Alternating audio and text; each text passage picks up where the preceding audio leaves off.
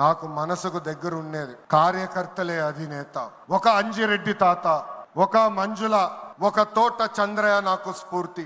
ఆనాడు పొంగనూరు నియోజకవర్గంలో అంజిరెడ్డి తాత స్థానిక సంస్థ ఎన్నికల్లో నామినేషన్ వేసేదానికి వెళ్తే ఆనాటి పాలకులు అడ్డం తిరిగారు.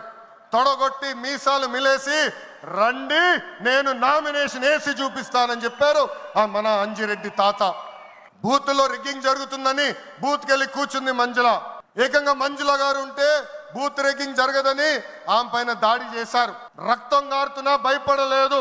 చివరి ఓటు పడే వరకు, ఈవీఎం బాక్స్ కి తాళం వేసే వరకు ఆ బూత్ లో నిలబడింది మన అక్క మంజుల.